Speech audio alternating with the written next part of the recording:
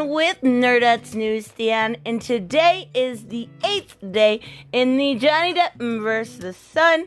Oh boy, it was the most explosive, enlightening day so far. Honestly, today was kind of crazy, but it gave us a lot of insight, right, to the kind of person that Amber really is. So much so that the judge at one point had to stop one of the witnesses. Now, today we saw Kevin Murphy, which is Johnny Depp's estate manager, Ben King, which is a former estate manager of Johnny's, and then we saw Kate James, and she is the former personal assistant to Amber Heard and the biggest bombshell that really nobody knew about. You know, people, they didn't know until today. It really wasn't expected. So, I do want to give a graphic warning, though. I don't every single time, but we are going to talk about sexual violence, and yeah, just a heads up, it will be coming when we talk about Kate James. So we start with Ben King, right? Ben gave two witness statements. One stated in Australia, Amber Heard claimed that Johnny tortured her for 3 days on MDMA, and he says it was actually Amber that he saw, drinking 2 bottles of wine a night, along with handfuls of pills. Sasha West for The Sun tried to discredit him multiple times, but here's the thing.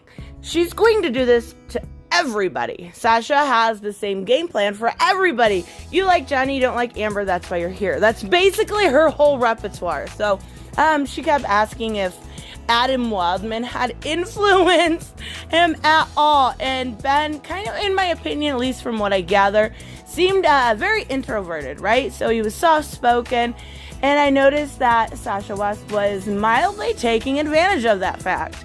And it's just going to be repetition. Like we saw last week with the drugs, the repetition will continue with Sasha. So Ben also did mention that he never saw Johnny drink and only ever smoke really marijuana as far as his drug use goes. So Ben also mentioned he never saw any violence on either side, but did see Amber antagonize Johnny multiple times into fighting.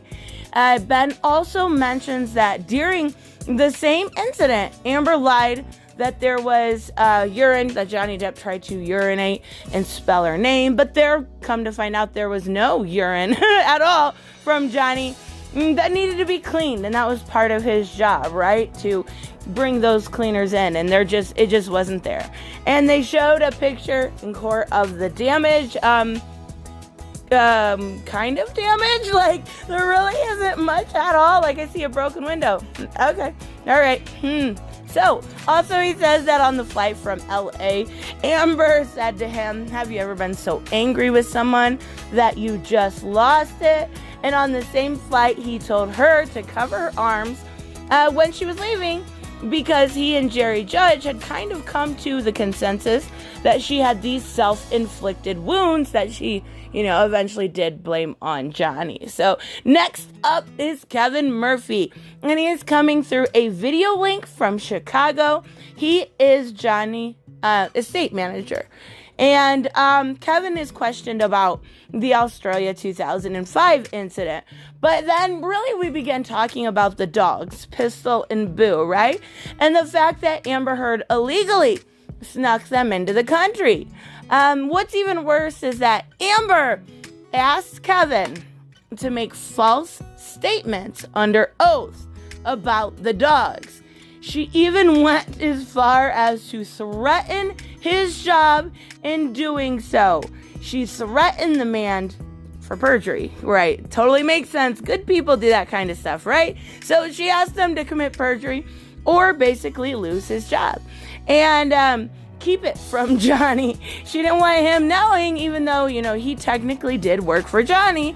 But he said Amber held the power in that relationship, and she could and would make his life miserable. So they do show a TV interview from Johnny Depp and Amber explaining that incident, and they also admits that Johnny Depp, did have a drinking problem, of course, but adds that Amber, drank also and took amphetamines. And that's not the first time we've heard about her use of, speedy drugs. So Kevin was also there when in the morning of December 16th, 2015, and said Amber told him, about the fight that they had. And we're talking about the headbutting incident, right?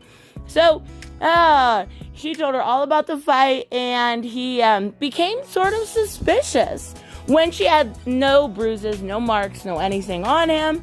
And, this is where Sasha comes in again and says multiple times that he was lying. He was lying to protect Johnny, and he was lying to discredit Amber. But his answers never changed. His witness statement never changed. She did this multiple times on multiple occasions, including the Amber Turd situation. So, he also said that, they consorted a story, this elaborate hoax. This was all Johnny making it up.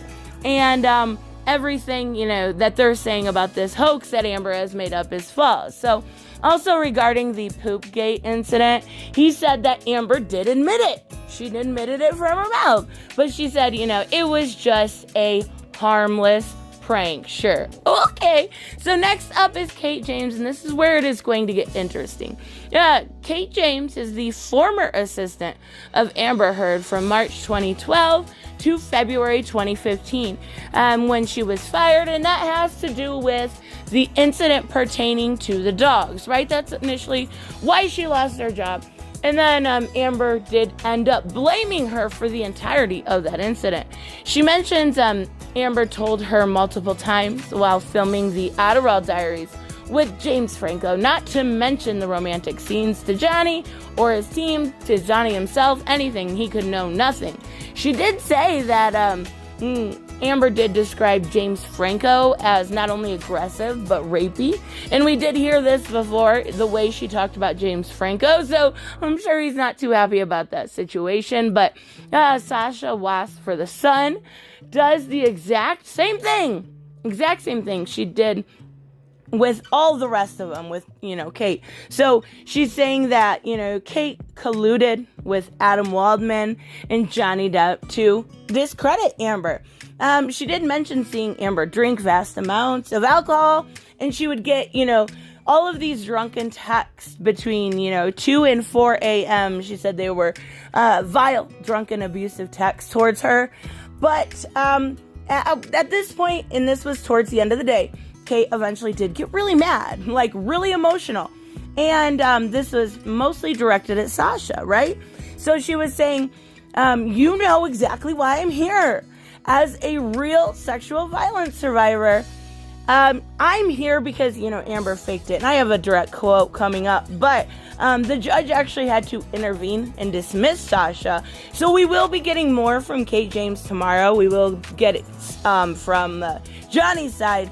But Kate, in my opinion, had every right to be mad. Every single right to be mad. So here's where I'm going to give you a little bit of a graphic warning again, okay? We're going to get into a situation that Kate went through, and I want to be clear. I am giving you a warning.